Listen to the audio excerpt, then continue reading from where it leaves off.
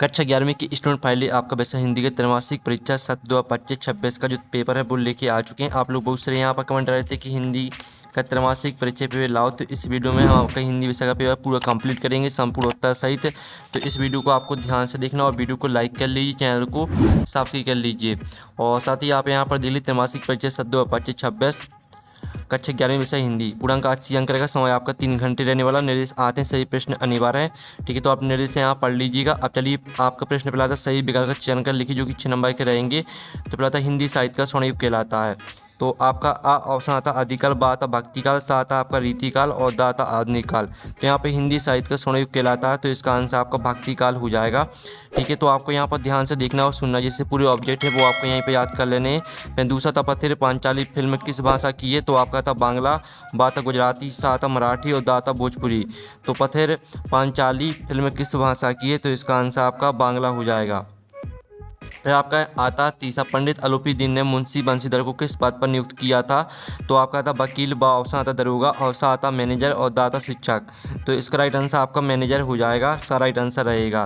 फिर आपका चौथा देख लेते हैं, यह मेरा घर है कथन में कौन सी शब्द शक्ति है। तो आपका था लक्षणा, बा था व्यंजना और सा आता आपका अभिधा, दा था प्रसाद। तो यह मेरा घर है कथन में कौन सी शब्द शक्ति है, तो इसका आंसर आपका अभिधा हो जाएगा। और जो आपका पाँचवा था तुनकी शब्द का संबंध किससे है। तो तुनकी शब्द का जो संबंध रहेगा वो आपका सब्जी से हो जाएगा, ठीक है। फिर आपका आता है छठवां सार संप्रेषण का मुख्य उद्देश्य क्या होता है। तो आपका था विषय का विस्तार करना, बात मूल विचारों को संक्षेप में प्रस्तुत करना और साथ भाषा को सजाना और दाता कथानक बदलना। तो जो आपका दिया गया है सार संप्रेषण का मुख्य उद्देश्य क्या होता है, तो इसका जो राइट आंसर रहेगा वो हो जाएगा मूल विचारों को संक्षेप में प्रस्तुत करना, ठीक है। इस तरह से जो आपके 6 नंबर के सही विकल्प थे वो कंप्लीट हो जाते हैं। हमने संपूर्ण उत्तर सहित करा दिए हैं, आपने अच्छे से याद कर लिए होंगे। अब प्रश्न 2 आता उचित शब्दों का चयन कर रिक्त स्थान में पूर्ति की, जो कि आपके 6 नंबर के रहने वाले। पहला था मीरा की भक्ति डोंडर भाव की है। तो मीरा की भक्ति आपकी 10 भाव की है। फिर दूसरा आता टेलीविज़न जनसंचार का डॉट माध्यम है। तो यहाँ पर टेलीविज़न जनसंचार का दृश्य माध्यम है। फिर आपका तीसरा आता बी रस प्रधान कविताओं में डॉट गुण पाया जाता है। तो बी रस प्रधान कविताओं में आपका पाया जाता ओज गुण। फिर आपका आता चौथा पंडित अलोपी दीन को डॉट पर अखंड विश्वास था। तो यहाँ पंडित अलोपी दीन को लक्ष्मी पर अखंड विश्वास था। फिर आपका पाँचवा आता कबीर की भाषा डॉट है। तो जो आपकी कबीर की भाषा है वो आपकी सदोकड़ी, ठीक है। तो सदोकड़ी रहेगा राइट आंसर। फिर आपका आता छठवां सार संप्रेषण करते समय अनावश्यक बातों को डॉट देना चाहिए। तो सार संप्रेषण करते समय अनावश्यक बातों को हटा देना चाहिए। इस तरह से आपके यहाँ पर जो रिक्वेस्ट हैं वो भी कंप्लीट हो जाते हैं। वीडियो को लाइक जरूर कर लीजिए, हम बड़ी मदद से आपके लिए वीडियो लाते हैं, ठीक है। तो लाइक का बटन है उसे जरूर से दबा दीजिए, चैनल को भी सब्सक्राइब कर लीजिए और घंटी को ऑल प्रेस कर लीजिए।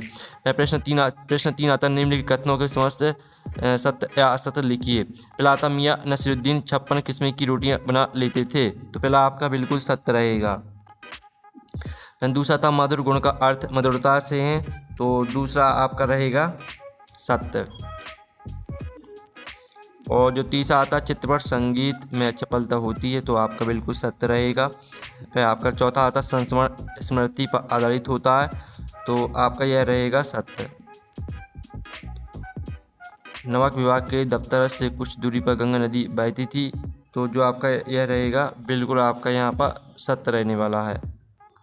और जो छठवां था भावफलन में सूक्ति या विचार का भावात्मक विस्तार किया जाता है। तो आपका यह सत्य हो जाएगा। तो इस तरह से आपकी सत्य यहाँ पर कंप्लीट हो जाते हैं। आप स्क्रीनशॉट ले सकते हैं अगर आप लेना चाहते हैं, ठीक है। अब चलिए आपका नेक्स्ट प्रश्न हम यहाँ पर देख लेते हैं। प्रश्न 4 आता है सही जोड़ी का मिलान कर लिखिए, जो कि आपकी 7 नंबर की रहने वाली हैं। स्तंभ आवबा में आपकी दी गई सही जोड़ी पहली आपकी आती है सत्यजीत राय। तो इसको आपको पथेर पांचाली से मैच कर देना है पहली। और जो दूसरी आती है राजस्थान की रजत बूंदे, तो इसको आपको अनुपम मिश्र से मैच कर देना है। और तीसरी आती स्वर कोकिला, तो स्वर कोकिला को आपको लता मंगेशकर से मैच कर देना है। चौथी आती हिंदी का पहला साप्ताहिक पत्र, तो उदंत मार्तंड से मैच कर देना है। चौथी सामने ही मैच कर देना है। पाँचवीं आती है इंटरनेट को आपको जनसंचार माध्यम से मैच कर देना है, ये आपकी 5वीं हो जाएगी। और जो 6वीं आती है लॉर्ड कार्जन, तो लॉर्ड कार्जन को आपको विधायी संभाषण से मैच कर देना है, ये आपकी 6वीं रहेगी। 7वीं आती महात्मा गांधी को आपको मैच कर देना सत्य के प्रयोग से। इस तरह से आपकी जो सही जोड़ी वो कंप्लीट हो जाती हैं, जो कि 7 नंबर की थी। तो हमने संपूर्ण उत्तर सही करा दिए हैं, साथ ही हमने नंबर लिख दिए हैं कौन में आपको कौन सी मैच करनी है, तो आप यहाँ पर देख सकते हैं। अब प्रश्न 5 आता, निम्नलिखित प्रश्नों का उत्तर एक एक वाक्य में लिखिए, जो कि 7 नंबर के रहेंगे। पहला आता, नमक की गाड़ियाँ कहाँ जा रही थीं? तो नमक की गाड़ियाँ आपकी कानपुर जा रही थीं। ठीक है, तो आपका जो पहले का आंसर रहेगा वो आपका हो जाएगा कानपुर। ठीक है, कानपुर आपका पहले का आंसर रहेगा। फिर दूसरा था, नौकरी में ओहदे की ओर ध्यान मत देना, यह कथन किसका है? तो आपका यह कथन है, ठीक है, मुंशी बंसीधर का। इसका आंसर आपका हो जाएगा मुंशी, ठीक है, बंसीधर। मुंशी बंसीधर आपका इसका राइट आंसर रहेगा। और जो आपका तीसरा आता है, हिंदी में नाटक सम्राट किसे कहा जाता है? तो इसका आंसर आपका प्रेमचंद हो जाएगा। कबीर को वाणी का डिटेक्टर किसने कहा है? तो इसका आंसर रहेगा हजारी प्रसाद द्विवेदी ने। ठीक है, हजारी प्रसाद द्विवेदी। फिर जो आपका आता है, काव्य की शोभा बढ़ाने वाले तत्व क्या कहलाते? तो इसका आंसर आपका अलंकार हो जाएगा। ठीक है, क्या हो जाएगा? अलंकार। ठीक है, तो आपको यहाँ पर अच्छे से याद कर लेना है। फिर जो आपका आता है, पथिर पांचाली फिल्म की शूटिंग का कार्य कितने वर्ष चला था? तो इसका आंसर रहेगा 2.5 वर्ष। ठीक है, 2.5 वर्ष आपका इसका राइट आंसर हो जाएगा। तो इस तरह से आपके एक वाक्य में भी कंप्लीट हो जाते हैं, जो कि 7 नंबर के थे, सॉरी 6 नंबर के। ठीक है, कंप्लीट करा दिए हैं। फिर आप यहाँ पर देख लीजिए, आपका आता है छायावाद की 2 प्रमुख आपको विशेषताएं लिखना है। ठीक है, तो आपको छायावाद की 2 विशेषताएं लिखनी है और प्रगतिवाद की आपको 2 विशेषताएं लिखनी है। तो आप यहाँ पर देख लीजिए, आपकी छायावाद की 2 विशेषताएं, व्यक्तिवाद की प्रधानता और प्रकृति का मानवीकरण। दोनों विशेषताओं को याद कर लेना। साथ ही आप अथवा का आंसर देख लीजिए। ये प्रगतिवाद की 2 विशेषताएं दी गई, शोषित वर्ग के प्रति सहानुभूति, अथवा दूसरी विशेष तरह की शोषक वर्ग के प्रति घृणा। दोनों विशेषताओं को आपको पूरा यहाँ पर याद करना है। ठीक है, वीडियो को लाइक जरूर कर लीजिए। अब चलिए आपका यहाँ पर देख लेते हैं। 7वां आता, कबीर ने स्वयं को दीवाना क्यों कहा है? अथवा आता, सहज मिले अविनाशी मीरा ने किसके लिए और क्यों कहा है? तो आपका 7वें प्रश्न का आंसर देख लेते हैं। तो ये आपका 7वें प्रश्न का आंसर है, कबीर ने स्वयं को दीवाना इसलिए कहा है क्योंकि वे ईश्वर के सच्चे भक्त हैं और उन्हें सांसारिक मोह माया से कोई लेना देना नहीं है। वे ईश्वर के प्रेम में पूरी तरह लीन है और उनके लिए यह संसार एक नाटक के समान है। फिर आपका जो दिया गया था, सहज मिले अविनाशी मीरा ने किसके लिए और क्यों कहा है? तो यहाँ पर देख लीजिए, सहज मिले अविनाशी मीरा ने अपने आराध्य श्री कृष्ण के लिए कहा। उन्होंने ऐसा इसलिए कहा क्योंकि वे मानते हैं कि ईश्वर को पाने के लिए किसी बाहरी आडंबर या कठिन साधना की आवश्यकता नहीं है, बल्कि वह तो सहज भाव और सच्चे मन से भक्ति करने पर प्राप्त हो जाते हैं। ये आपका आंसर रहेगा। फिर आपका आता, शब्द शक्ति की परिभाषा उदाहरण सहित आपको लिखना है। अथवा आता, वक्रोक्ति अलंकार को उदाहरण सहित समझाइए। तो ये आपकी शब्द शक्ति की परिभाषा दी गई है, साथ ही इसका उदाहरण भी देख लीजिए।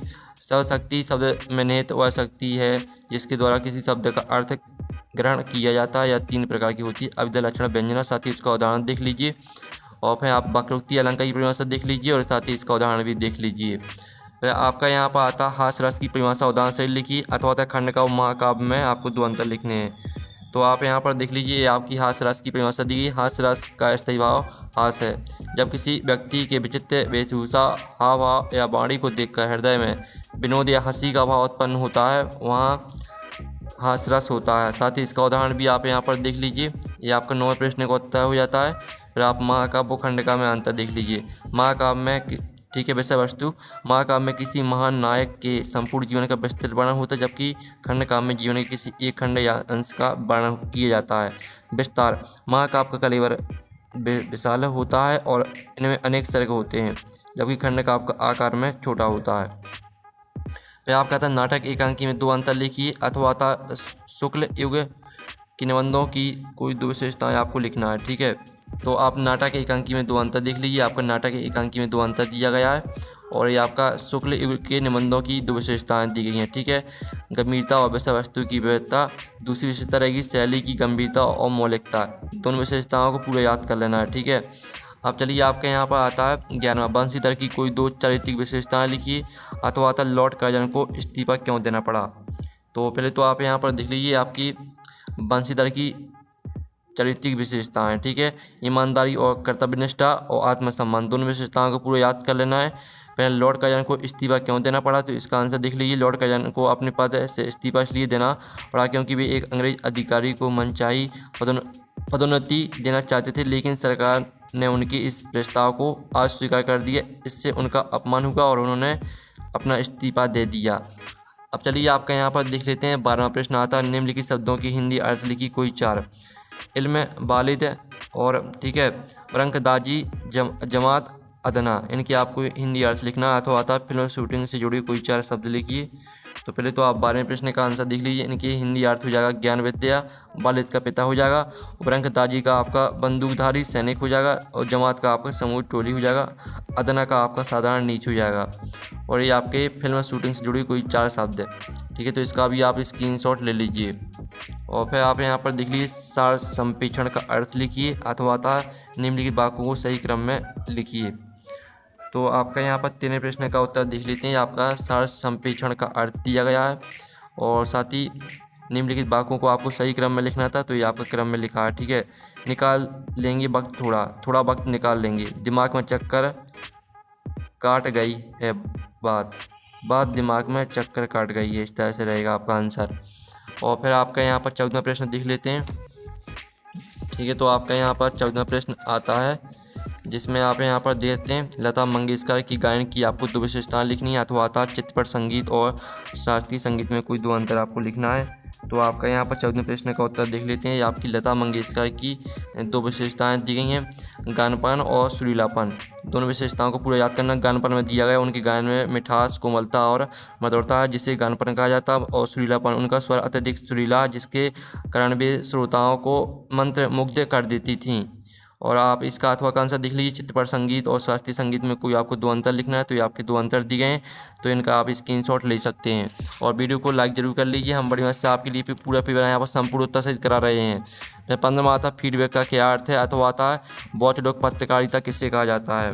तो आपका यहाँ फीडबैक का क्या अर्थ है, इसका उत्तर देख लीजिए। फीडबैक का अर्थ है प्रतिपुष्टि। संचार प्रक्रिया में जब प्राप्तकर्ता संदेश को ग्रहण करने के बाद अपनी प्रतिक्रिया देता है तो उसे फीडबैक कहा जाता है। यह प्रतिक्रिया सकारात्मक या नकारात्मक हो सकती है।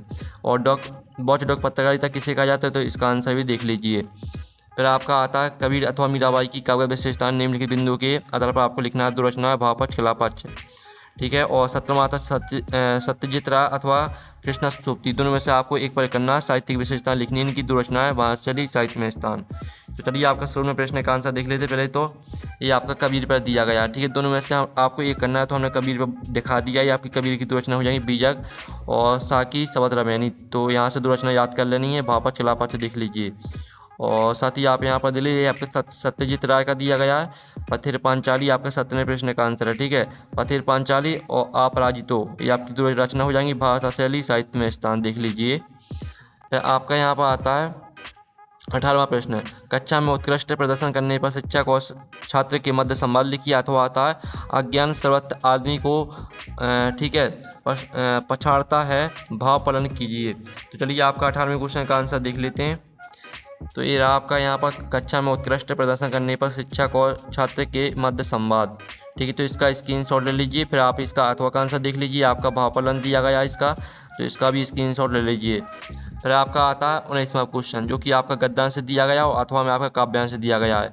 तो पहले तो हम आपका आपरित गद्यांश देख लेते हैं। राष्ट्रीय चरित्र का विकास ही प्रजातंत्र का आधार, इस तरह से दिया गया है। इसके 3 प्रश्न आते हैं जो कि 3 नंबर के रहेंगे। उपयुक्त गद्यांश का शीर्षक लिखिए, प्रजातंत्र को सफल कौन बनाता है। और तीसरा आता छुटकारा गद्यांश में प्रयुक्त हुए किस शब्द का अर्थ हो सकता है, ठीक है। चलिए इनके जो आंसर है वो देख लेते हैं। तो ये रहे आपके तीनों प्रश्न के उत्तर, ठीक है। आपको गद्यांश का शीर्षक लिखना, तो राष्ट्रीय चरित्र का महत्व आपका शीर्षक हो जाएगा। और प्रजातंत्र को सफल कौन बनाता है, तो ठीक है राष्ट्रीय चरित्र से विकसित नैतिकता प्रजातंत्र को सफल बनाती है। तीसरे का आंसर देख लीजिए, छुटकारा का अर्थ मुक्ति हो सकता है, ठीक है। इस तरह से आंसर रहेगा। फिर आपका अथवा जो दिया गया था, जो कि आपका दिया गया काव्यांश, इसके 3 प्रश्न दिए गए हैं। तो तीनों प्रश्न को उत्तर आप यहाँ पर देख लीजिए। ये आपका अथवा वाली का आंसर यहाँ पर कंप्लीट हो जाता है, ठीक है। स्क्रीनशॉट आप ले सकते हैं। और फिर आपका 20वां आता जो कि आपका काव्यांश दिया गया है, तो इसकी आपको संदर्भ प्रसंग सहित है क्या करनी है, व्याख्या लिखनी है, ठीक है। तो चलिए जो इसका आंसर है वो हम यहाँ पर देख लेते हैं। तो आपका जो ठीक है आपको संदर्भ प्रसंग व्याख्या लिखनी है, तो ये आपका 20वें प्रश्न का आंसर संदर्भ प्रसंग व्याख्या, ठीक है। और साथ ही इसके अथवा वाले का आंसर भी देख लीजिए, ये आपका अथवा वाले का आंसर है, तो ये संदर्भ प्रसंग व्याख्या, ठीक है। तो स्क्रीनशॉट आप ले लीजिए, तो 20वां क्वेश्चन भी कंप्लीट हो जाता है। अब चलिए आपका यहाँ पर देख लेते हैं 21वां क्वेश्चन, ठीक है। आपका ये रहा 21वां क्वेश्चन, जो कि आपका गद्दान से दिया गया, तो इसकी भी आपको संदर्भ प्रसंग व्याख्या लिखनी है। मियां नसीरुद्दीन हमारी और कुछ ऐसे देखा, और साथ ही इसका अथवा था पंडित अलूपीदीन का लक्ष्मी पर अखंड विश्वास था। तो इन दोनों की संदर्भ प्रसंग व्याख्या देख लेते हैं। तो ये आपके 21वें क्वेश्चन का आंसर दिया गया संदर्भ प्रसंग व्याख्या, ठीक है।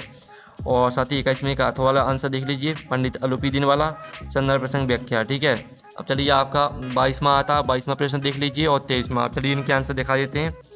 तो ये आपका 22वें प्रश्न का उत्तर दिया गया, तो इसका आप स्क्रीनशॉट ले लीजिए, ठीक है। और ये आपका 22वें के अथवा का आंसर दिया गया, तो इसका भी स्क्रीनशॉट ले लीजिए। फिर आपका 23वें प्रश्न का उत्तर देख लीजिए, जिसमें आपको निबंध लिखना है। तो विद्यार्थी जीवन और अनुशासन पर हम निबंध देख लेते हैं। इसकी प्रस्तावना हेडिंग देख लीजिए, अनुशासन का अर्थ दूसरी हेडिंग, तीसरी हेडिंग रही विद्यार्थी जीवन में अनुशासन का महत्व, और चौथी हेडिंग, पाँचवीं हेडिंग देख लीजिए, और 6वीं हेडिंग, ठीक है। इस तरह से आपका निबंध पूरा कंप्लीट हो जाता है। वीडियो को लाइक कर लीजिए, चैनल को सब्सक्राइब कर लीजिए, और PDF डाउनलोड करना चाहते हैं तो लिंक वीडियो के डिस्क्रिप्शन दी गई है, तो आप वहाँ से PDF डाउनलोड कर सकते हैं। तो नेक्स्ट वीडियो में मिलते, थैंक्स फॉर वॉचिंग।